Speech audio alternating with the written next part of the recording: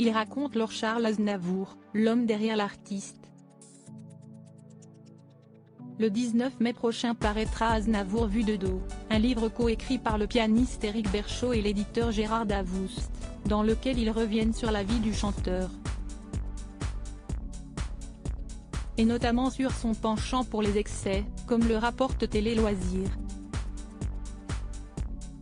Il m'avait rapporté une anecdote survenue dans les années 1950, lorsqu'il se trouvait au Québec. Il ne se sentait pas bien, il avait des malaises. Inquiet, il a pris rendez-vous avec un médecin.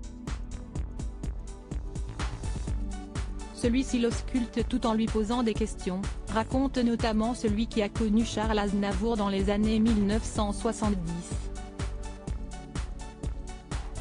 Au médecin, le chanteur a expliqué boire un peu de tout, mais surtout du whisky. En réponse, le docteur lui aurait décidé de piocher dans son armoire parmi une multitude de mignonnettes. Profitez-en bien, dégustez-la, parce que, si ce n'est pas la dernière que vous buvez, je ne vous donne pas plus de 3 mois à vivre.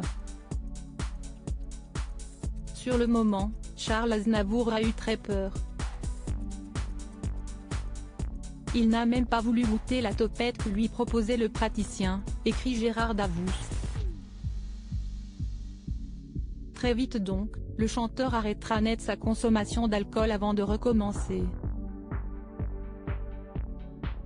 Bien plus tard, il buvait modérément, raisonnablement, sans jamais faire d'excès, se souvient-il encore, selon Télé Loisirs. Sauf une des rares fois, à Saint-Tropez. La rechute avait pris la forme de bouteilles de champagne. Là, il a vraiment bu la coupe de trop, raconte l'éditeur de l'artiste qui nous a quittés en octobre 2018. Et de raconter une folle anecdote, alors qu'il avait passé la cinquantaine, il se sentait tellement euphorique qu'il s'est lancé dans une danse traditionnelle russe très acrobatique qu'il avait apprise avec le fameux maître de ballet Eltsov quand il était adolescent. Charles Aznavour, avant de chanter, je ne touche même pas un verre d'eau, il ne pouvait plus marcher. Il s'était bousillé un ménisque. Il a fallu l'opérer et il a mis du temps à s'en remettre, ajoute l'éditeur de Charles Aznavour dans ce livre qui fourmille d'anecdotes intimes sur la vie et la carrière de l'artiste.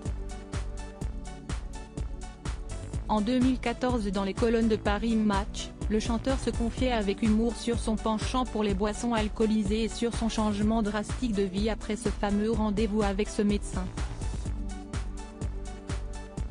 J'ai bu, oui. Avec Pierre Roche, quand on travaillait au Faisan Doré, à Montréal, on avait chacun un verre sur la table et on goûtait tout ce qui passait. Jusqu'au jour où j'ai eu des palpitations, avouait-il à confrère. Maintenant, je prends un verre de vin avec mes amis, un porto parfois. Mais avant de chanter, je ne touche même pas un verre d'eau. Quand on m'offre une bouteille avant le spectacle, je la bois à la maison. Je suis un cas particulier. Loading widget.